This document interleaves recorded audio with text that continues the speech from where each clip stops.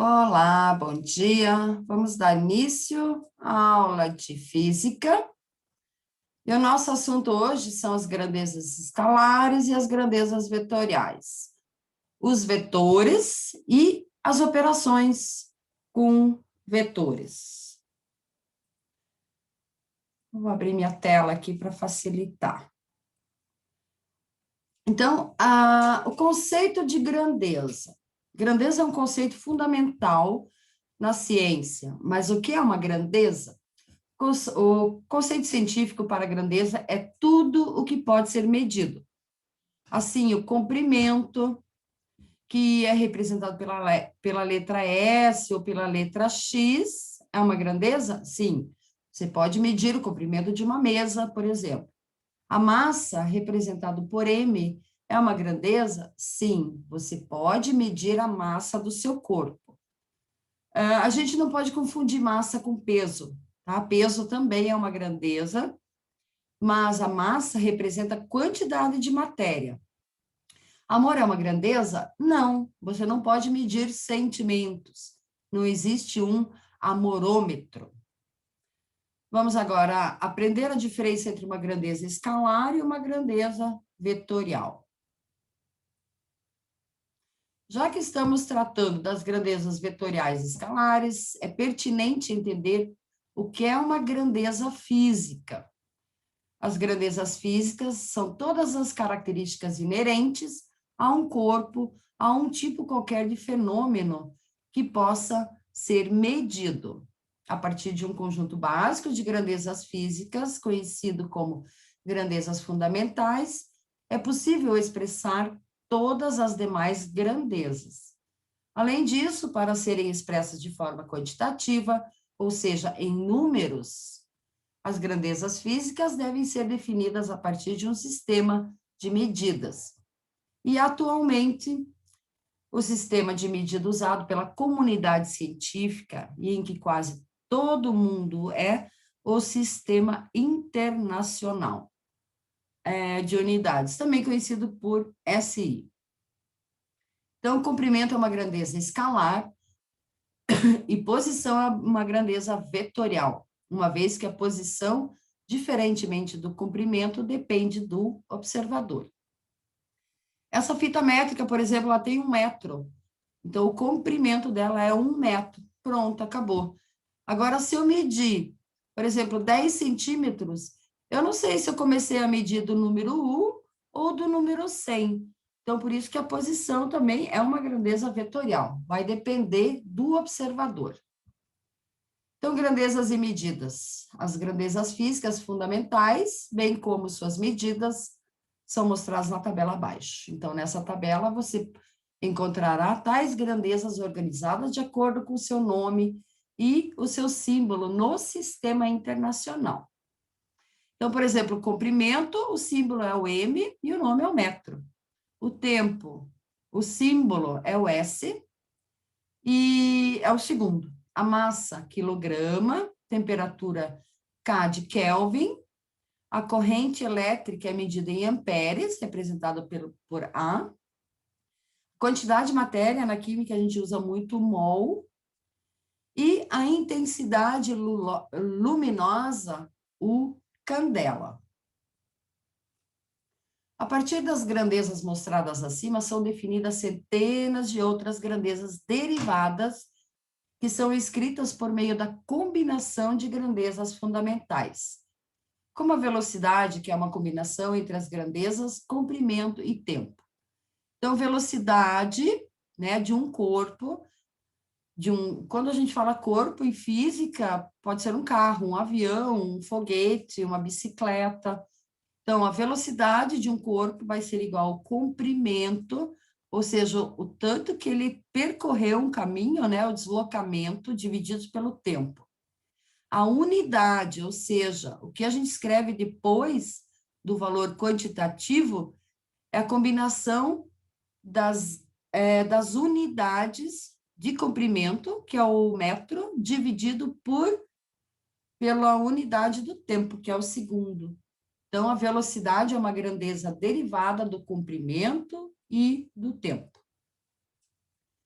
As grandezas escalares. Então, grandeza escalar é aquela que fica perfeitamente caracterizada quando conhecemos um número, ou um número e uma unidade. A massa é uma grandeza escalar, porque fica perfeitamente caracterizada quando conhecemos um número e uma unidade. Por exemplo, a massa de uma pessoa é m igual a 57 quilogramas. Tá? A gente não precisa dar nenhuma outra referência, porque isso aqui fica bem claro que a massa é 57 quilogramas. A temperatura também é uma grandeza escalar, porque fica perfeitamente caracterizada quando conhecemos um número e uma unidade. Então, a temperatura da sala de aula é 27 graus Celsius. Ponto final, né? Não tem mais nenhuma informação. O volume é uma grandeza escalar também, porque fica perfeitamente caracterizado quando conhecemos um número e uma unidade. O volume de uma caixa de leite é 1 litro. O intervalo de tempo é uma grandeza escalar, porque fica perfeitamente caracterizado quando conhecemos um número e uma unidade. A sessão de cinema durou 2 horas. E mais um exemplo aqui, o índice de refração absoluto, que é representado por N, de um material é uma grandeza escalar, porque fica perfeitamente caracterizado apenas por um número. Quando afirmamos que o índice de refração absoluto do acrílico vale 2, esta grandeza fica perfeitamente caracterizada. Só lembrando, ou né, comentando que nem todo número precisa, nem toda a grandeza precisa de uma unidade, depois aqui do módulo, que é o número, né, que é o valor quantitativo. O índice de refração, por exemplo, é adimensional, porque ele vai ser a composição de 2 outros índices de refração. Mas isso é assunto lá para o 2º ano. Bom, o que vem a ser um vetor? Vetor é um segmento de reta orientado que apresenta módulo, que é o tamanho, direção e sentido. Os vetores são usados para expressar as grandezas físicas vetoriais, ou seja, aquelas que só podem ser completamente definidas se conhecemos o seu valor numérico, a direção em que atuam, que pode ser horizontal ou vertical, bem como o seu sentido. Da esquerda para a direita, da direita para a esquerda, de cima para baixo, de baixo para cima. Então, para desenharmos vetores, é necessário perceber que sua representação deve levar em conta o seu tamanho. Ou seja, um vetor que representa uma grandeza de valor numérico igual a 10 deve ser desenhado com a metade do tamanho de um vetor que tenha tamanho 20. Então, aqui a gente tem um vetor com 3 unidades e um com 4. Então, a gente percebe que o tamanho do vetor representa o módulo, ou seja, o seu tamanho. As direções de um vetor podem ser definidas com base no sistema de coordenadas escolhido. Por exemplo, usando o seu sistema cartesiano, as direções do espaço seriam x e y. E um vetor poderia ser escrito como velocidade igual a x, y. O sentido, por sua vez, diz respeito à seta na ponta do vetor, que indica podendo ser tanto positivo, né, para cima ou para a direita, quanto negativo, para baixo ou para a esquerda. E o vetor resultante é o nome dado ao vetor que se obtém após realizar-se uma soma vetorial. Na soma vetorial, devemos considerar o módulo, a direção e o sentido dos vetores para encontrarmos o vetor resultante. Então, o módulo seria a quantidade, o número, né? Então, vamos lá novamente. Grandeza vetorial é aquela que somente fica caracterizada quando conhecemos pelo menos uma direção, um sentido, um número e uma unidade. O deslocamento de uma pessoa entre 2 pontos é uma grandeza vetorial. para caracterizarmos perfeitamente o deslocamento entre a sua casa e a sua escola, precisamos conhecer direção. Por exemplo, leste-oeste, ou oeste-leste, norte-sul, sul-norte. E um sentido, por exemplo, indo para oeste. Um número e uma unidade. Então, o número, o módulo seria 10, né? E a unidade, o quilômetro. Então, como representar uma grandeza vetorial? Sabemos da matemática que um segmento de reta é um trecho limitado de uma reta.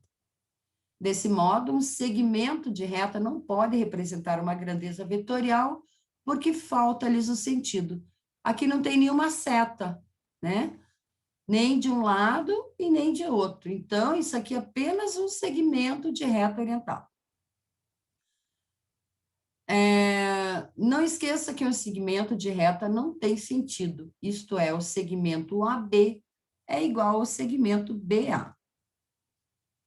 Se colocarmos um sentido em um segmento de reta, obteremos um vetor que é o segmento de reta orientado.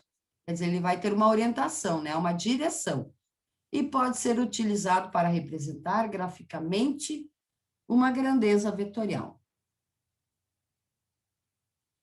Então, antes de continuarmos a discutir o que são as grandezas vetoriais, é preciso compreender a diferença entre módulo, direção e sentido. Então, o módulo é medida ou tamanho do vetor, que representa a grandeza vetorial. A direção são as dimensões do espaço que dependem do sistema de orientação que é usado. Existem direções tais como largura, altura e profundidade, ou ainda direção horizontal e vertical, ou direção x, y e z, usadas no sistema cartesiano, ou até mesmo direção leste, oeste ou norte, sul, de cima para baixo, de baixo para cima, da esquerda para a direita, ou sentido horizontal, direção horizontal, vertical, né? E o sentido, então, a orientação, se é para cima ou para baixo, para a direita ou para a esquerda, positivo ou negativo, leste ou oeste, norte ou sul. Então, toda a direção apresenta dois sentidos, que são como a ponta da seta de cada vetor. Por exemplo, se alguém lhe pergunta onde fica a padaria, não basta responder que ela fica a 50 metros de distância. É necessário que se estabeleça algum sistema de referência, como o seguinte: para chegar à padaria, vire à direita, seria o sentido, a partir daqui, que é a origem do sistema de referência, e mova-se em linha reta, que é a direção, percorrendo 50 metros, e seria o módulo, 50, né, e unidade de medida, o metro. Então, alguns exemplos de grandezas vetoriais, a velocidade, né? A gente, se tem um corpo se movendo, a gente não sabe se ele está se movendo de cima para baixo, da esquerda para a direita, a aceleração, a força, deslocamento, o empuxo, o campo elétrico e magnético, a força-peso e tantos outros. Resumindo, grandezas vetoriais são completamente definidas por um número, uma unidade de medida, uma direção e um sentido. Então, não esquecendo que o tamanho da reta representa o módulo, que vem a ser o valor numérico do vetor. A reta representa a direção, aqui seria a seta. A seta representa a direção, deixa eu voltar. Da grandeza e a seta indica o sentido. Aliás, não está certo. A reta, né, aqui direção horizontal, por exemplo, e a seta indica o sentido, ou seja, da esquerda para a direita. Operações com vetores. Então, a gente vai ter a soma de vetores, a subtração. Vamos ver os exemplos que a gente tem aqui. Então, vetores paralelos são aqueles que se encontram na mesma direção e no mesmo sentido. O ângulo formado entre esses vetores é sempre zero. que não tem nenhum ângulo entre eles, né? Então, observe a figura abaixo. Então, a gente tem dois vetores, vetor A e vetor B. Vamos supor que eles representem a força que uma pessoa aplica, por exemplo, em algum objeto para fazer com que ele se desloque. Então, caso esses vetores tenham também o mesmo módulo, dizemos que se trata de vetores iguais. Para encontrarmos a resultante desses vetores, basta somarmos o módulo de cada um. Além disso, o vetor resultante estará na mesma direção e sentido dos vetores paralelos. E seu tamanho deverá ser o tamanho dos dois vetores originários. Então, para calcularmos o módulo do vetor resultante, podemos utilizar a seguinte fórmula. A vetor R, né, a resultante, vetor resultante vai ser igual à soma do vetor A mais a soma do vetor B. Então, a resultante aqui seria se a gente uníssemos os dois vetores, porque eles estão no mesmo sentido. A subtração de vetores. Quando os vetores opostos fazem um ângulo de 180 graus entre si. Tá? Se eu juntar essas duas extremidades aqui, colocar eles alinhados, a gente vai ter um ângulo de 180 graus entre eles. Porém, com sentidos contrários, como mostra a figura. Então, o vetor resultante de dois vetores opostos é dado pela diferença no módulo desses, como é possível ver na figura seguinte. Então, a gente tem o vetor A para uma direção, o vetor B para outra. A gente vai fazer a subtração, aqui no caso, de B menos A, porque o B é maior, né? Senão vai dar um número negativo. Mas, tudo bem, aqui não importa, porque a gente está falando em módulo. Módulo é só o valor numérico. Então, por exemplo, se o B tivesse um comprimento de 10 metros e o A de 6 metros, a nossa resultante teria 4 metros, né? 10 menos 6, e no mesmo sentido de B. Imagine que fosse força. Se fosse a força, um cabo de guerra, né? Aquela brincadeira lá de uns puxa de um lado, a corda e outro do outro, para ver quem tem mais força. Então, a resultante seria no sentido de B. Então, nesse caso, o vetor resultante terá a sua direção e sentido determinados pelo vetor de maior módulo e poderá ser calculado por meio da seguinte forma: A menos B, ou B menos A. Quando os vetores são perpendiculares entre si, ou seja, eles formam um ângulo de 90 graus, né? Como esses dois aqui, ó. Aqui tem um ângulo de 90 graus. Para encontrarmos o vetor resultante de dois vetores perpendiculares, devemos ligar o início de um vetor à ponta do outro. O vetor resultante, nesse caso, formará a hipotenusa de um triângulo retângulo. Então, a gente liga os dois, tá? Sempre o final de um com a seta de outro, tá? E acha aqui a resultante. Então, para a gente achar a resultante aqui, que é a hipotenusa, basta a gente usar o teorema de Pitágoras, que é a resultante ao quadrado igual vetor A ao quadrado mais o vetor B ao quadrado. E quando os vetores são oblíquos, ou seja, quando eles não formam um ângulo de 90 graus entre si. Tá? Então, existe a regra do paralelogramo. Então, vetores que não se encaixam em nenhum dos casos anteriores podem ser determinados geometricamente pela regra do paralelogramo, como na figura. Então, a nossa resultante vai ser aqui, ó. Tá? Então, o vetor vermelho, o vetor azul, a gente traça essas paralelas aqui, o azul paralelo com o azul, e esse vermelho paralelo com esse vermelho, e acha a resultante. Então, a resultante,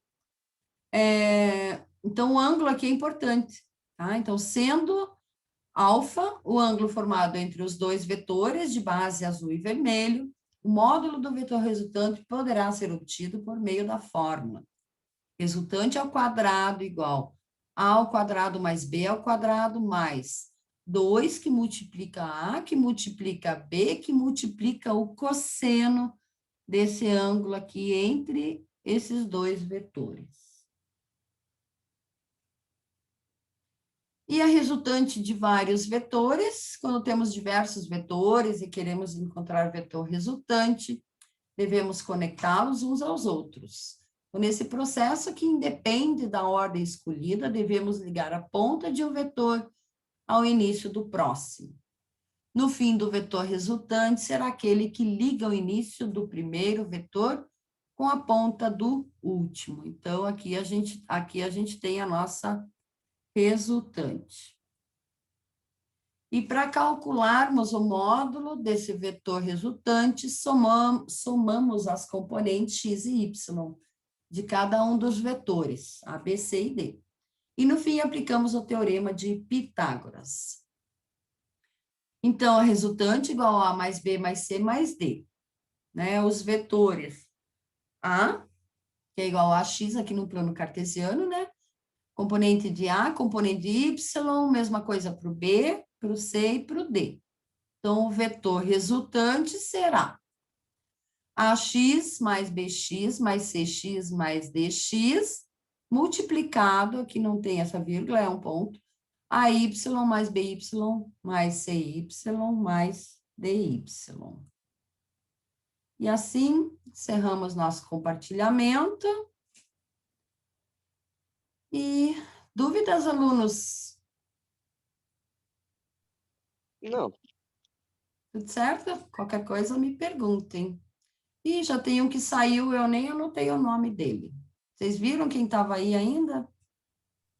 João Lago. Como? Não, João Lago ainda tá João com nós. Lago está aí. Eu tô aqui. João Lago. Então, deixa eu encerrar a gravação primeiro. Obrigada, gente.